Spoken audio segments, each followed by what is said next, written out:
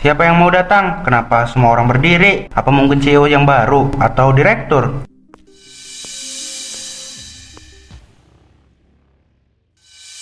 Nadira, kok kamu bisa ada di sini? Kamu ngapain pakai baju kayak gitu? Selamat pagi semuanya. Baik, dari PT Maju Jaya. Waktu kalian tidak banyak, silakan mulai presentasinya sekarang. Saya ingin dengar apa yang membuat perusahaan kalian layak menerima investasi dari saya. Nadira, dia CEO. Nggak, ini nggak mungkin. Kok bisa dia jadi CEO?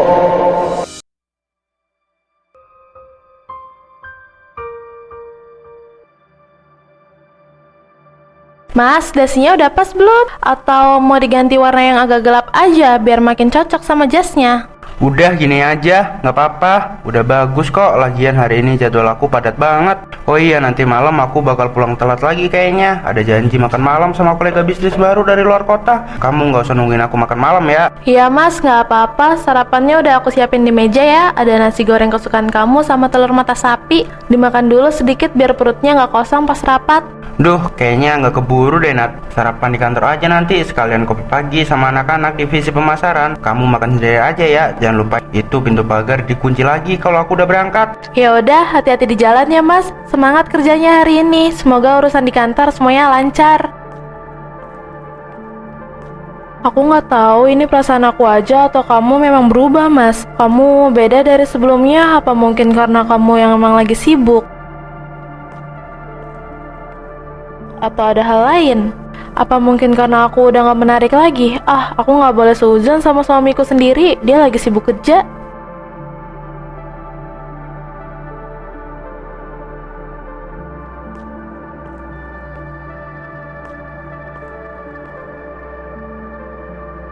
Selamat pagi Bu Nadira, selamat datang kembali di kantor pusat. Dokumen penting untuk rencana akuisisi proyek baru di pusat kota udah saya siapkan dan saya taruh di atas meja kerja Ibu. Pagi Budi, terima kasih. Gimana dengan laporan pergerakan saham kita sejak kemarin sore? Ada kendala? Semuanya stabil dan cenderung naik Bu, tapi ada permintaan mendesak dari beberapa anggota Dewan Direksi. Mereka minta waktu Ibu sedikit untuk membahas evaluasi tahunan. Tolong jadwalkan rapat sama mereka jam 10 tepat. Gak bisa lewat dari itu karena siang aku ada janji lain. Dan satu lagi, pastikan seluruh laporan keuangan triwulan ini diperiksa ulang secara detail. Aku gak mau lihat ada satu angka pun yang melesat pas presentasi nanti. Baik Bu Nadira, segera saya laksanakan dan koordinasikan dengan sekretaris.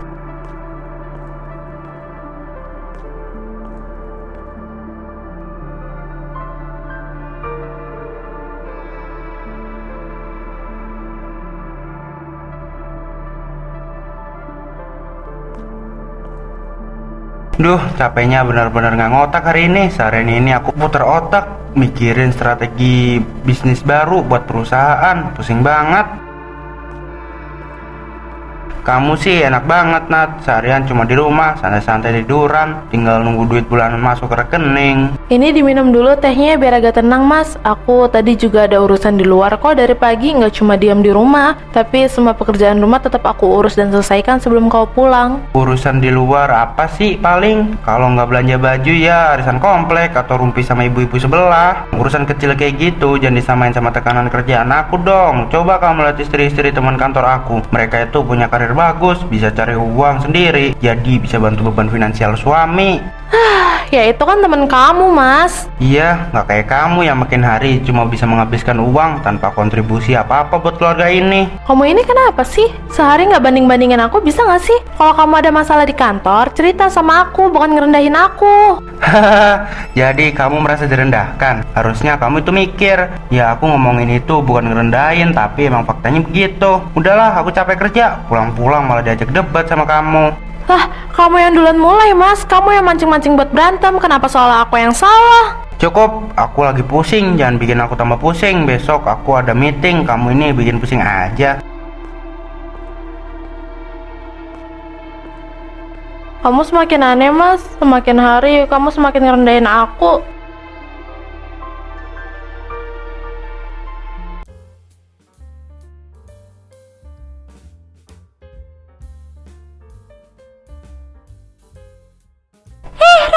Dengar-dengar bulan depan divisi kamu mau megang proyek lebih gede lagi ya? Keren banget sih karir kamu sekarang.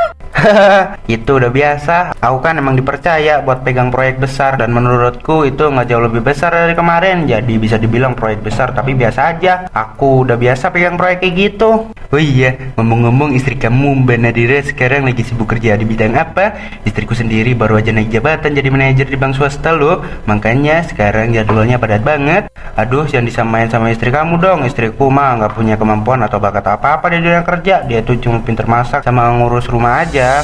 Makanya dari dulu aku emang nggak pernah bolehin dia ikut campur atau tahu urusan kerja kantor aku. Takutnya malah bikin ribet dan bikin malu aku di depan kolega. Hehehe.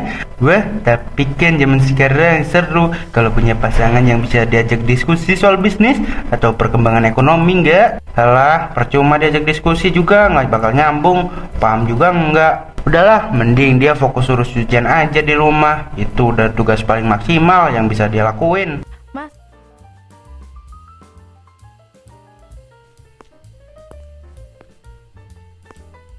Bu Nadira, ini ada satu proposal mendadak yang masuk pagi ini dari PT Maju Jaya. Perusahaan sekarang posisinya lagi benar-benar kritis karena salah urus manajemen, dan mereka butuh suntikan dana segar yang sangat besar dari pihak kita supaya nggak bangkrut bulan depan. PT Maju Jaya. Bener Budi, ini kan nama perusahaan tempat suamiku, Mas Rangga, bekerja sekarang kan? Benar sekali, Bu. Pak Rangga bekerja sebagai salah satu manajer di divisi pemasaran mereka. Setelah saya analisis, proyek keuangan mereka sebenarnya agak beresiko. Apa kita mau langsung tolak aja proposalnya? Biar saya buatkan surat penolakannya sekarang. Nggak usah Budi, jangan ditolak dulu. Terima proposal mereka untuk tahap awal. Aku mau kamu jadwalkan rapat presentasi resmi minggu depan di kantor kita. Sampaikan ke pihak mereka, aku mau seluruh manajer penting dari divisi pemasaran wajib datang langsung untuk memaparkan materinya. Aku pengen lihat sendiri seberapa jauh kemampuan mereka. Baik, Bu Nadira. Segera saya hubungi pihak sekretariat PT Maju Jaya untuk mengatur jadwalnya. Terima kasih Budi.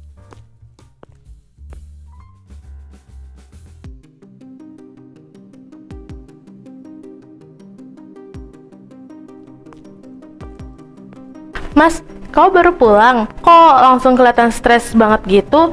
Ada masalah apa di kantor? Sini duduk dulu, diminum air putihnya biar tenang. Kamu nggak bakal paham, Nat. Nggak usah so pengen tahu deh. Perusahaanku sekarang lagi di ujung tanduk, posisinya lagi kritis banget. Kalau minggu depan kita gagal meyakinkan investor besar yang mau kita datangi, perusahaanku bisa kolaps dan aku bisa terancam di PHK. Ya, kalau emang lagi ada masalah, coba diceritain pelan-pelan, Mas. Siapa tahu kalau dibagi ceritanya, beban pikiran kau bisa sedikit berkurang. Dibagi ke kamu?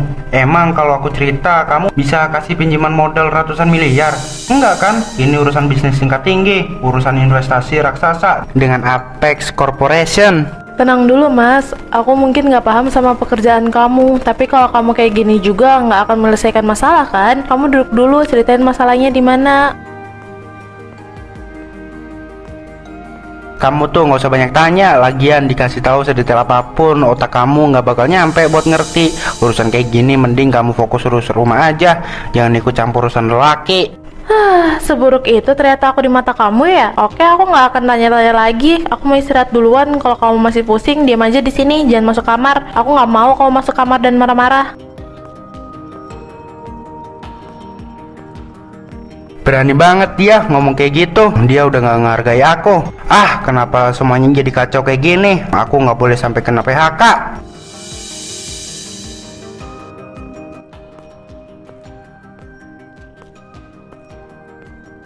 Pak Joko, Bapak tenang aja ya. Saya udah begadang beberapa hari ini buat nyiapin bahan presentasi terbaik. Semua data keuntungan dan proyeksi masa depan udah saya susun rapi. Saya yakin banget kita pasti bisa meyakinkan CEO Apex Corporation hari ini. Bagus Rangga, saya pegang omongan kamu. Masa depan seluruh karyawan PT Maju Jaya ada di tangan kamu hari ini. Ingat, jangan sampai ada kesalahan sedikit pun. Kabarnya CEO Apex Corporation ini masih sangat muda, tapi pemikirannya dingin, tegas, dan sangat disegani di dunia bisnis internasional. Aman Pak, pengusaha muda biasanya lebih gampang dipikat kalau kita pamerin angka-angka keberuntungan yang besar. Saya udah bisa ngadepin orang-orang ego tinggi kayak gitu. Iya, itu bagus. Mari kita masuk ke lift Pak, jadwal kita 5 menit lagi.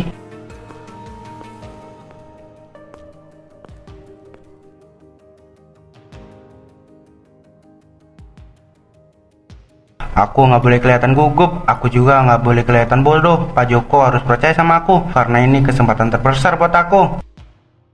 Siapa yang mau datang? Kenapa semua orang berdiri? Apa mungkin CEO yang baru atau direktur?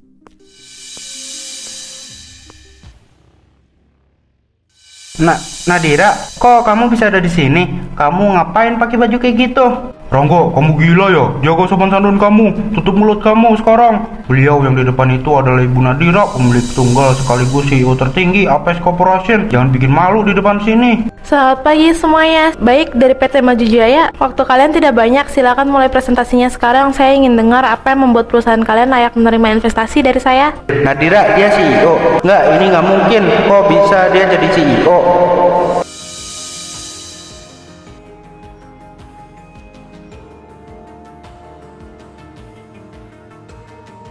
Terima kasih banyak atas waktu dan kesempatannya yang sangat berharga ini, Bu Nadira. Kami benar-benar bersyukur Ibu mau mempertimbangkan proposal kami. Kami sangat berharap kerjasama ini bisa menyelamatkan perusahaan kami. Sama-sama Pak Joko, proposal kalian punya potensi, tapi tim analisis saya masih harus memeriksa ulang detail manajemen internal kalian. Masalah internal biasanya lebih berbahaya daripada masalah pasar. Baik Bu, kami siap merombak apapun sesuai arahan Ibu. Kalau begitu kami pamit undur diri dulu. Sekali lagi terima kasih Bu. Rangga, ayo balik ke kantor. Kamu kenapa sih malah bengong kayak orang linglung gitu? Bapak duluan aja ke mobil. Ada urusan pribadi sebentar yang harus saya selesaikan. Nadira, tunggu. Tolong berhenti sebentar, Nat. Aku benar-benar butuh penjelasan dari kamu. Ini semua maksudnya apa? Kenapa kamu bisa jadi CEO di sini? Budi, kasih aku waktu 5 menit. Baik, Bu.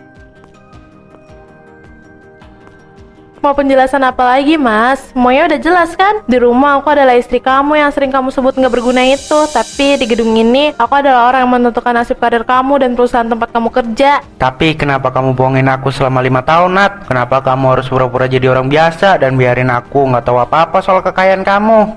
Aku nggak pernah bohong, Mas. Aku cuma nggak pernah cerita. Lagian, selama ini kau pernah nanya soal kegiatan aku? Nggak pernah, kan? Tapi kamu nggak pernah cerita. Kita suami istri, seharusnya tanpa aku tanya kamu udah cerita. Tapi kamu sembunyikan semuanya. Setiap kali aku mau bicara, kamu selalu potong pembicaraan aku dan bilang kalau urusan rumah tangga itu cuma soal dapur. Sekarang, silakan kamu kembali ke kantor kamu dan siapin data lanjutan yang diminta tim aku. Ada apa lagi? Kamu mau menghina aku? Iya, mungkin dulu kamu bisa merendahkan aku, tapi sekarang tidak lagi, Mas. Ah, kenapa Nadira bisa jadi CEO? Jadi selama ini dia udah mempermainkan aku.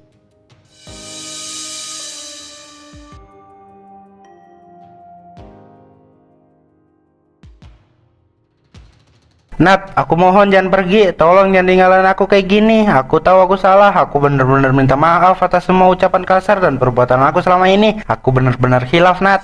Mas, nggak usah kayak gini.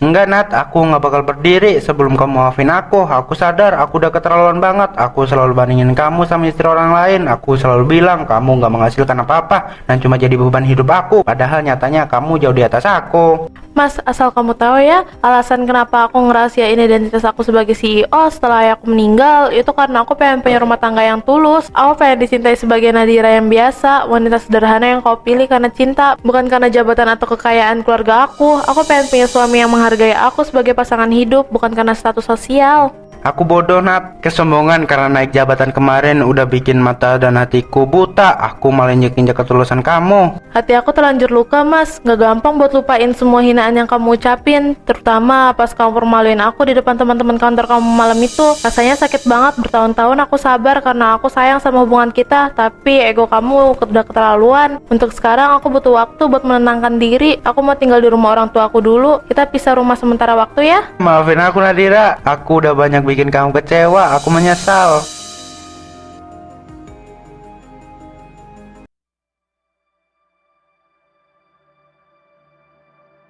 Pak Rangga, ini sudah sesi keempat kita dalam 2 bulan terakhir. Saya melihat ada banyak perubahan dari cara Anda berbicara. Ada banyak perubahan dari cara Anda bercerita. Bagaimana perasaan Anda sekarang setelah melewati masa-masa berpisah sementara dengan istri? Jauh lebih tenang, Dok. Dan yang paling penting, saya merasa jauh lebih sadar. Dulu setiap kali saya dapat pencapaian kecil di kantor, saya ngerasa dunia ini berputar di sekitar saya aja. Saya ngerasa paling hebat dan berhak meremehkan orang lain, terutama istri saya sendiri yang cuma diem di rumah. Lalu, apa yang Anda pelajari dari proses pemulihan diri ini? Saya belajar kalau nilai seorang manusia itu sama sekali nggak ditentukan dari seberapa besar gaji mereka atau seberapa tinggi jabatan yang tertulis di kartu nama mereka. Nilai sejati itu ada pada gimana cara kita menghargai sesama, apalagi orang yang paling tulus nemenin kita dari bawah. Saya ikut konseling ini bukan cuma biar Nadira mau balik lagi karena dia kaya, bukan dok. Saya benar-benar pengen sembuh dari sifat arogan saya. Saya mau belajar jadi laki-laki yang tahu cara menghormati seorang wanita. Perkembangan yang sangat luar biasa, Pak Rangga. Mengakui kesalahan adalah langkah terbesar menuju kesembuhan. Teruskan proses ini ya. Iya dok, saya berusaha untuk hidup lebih tenang.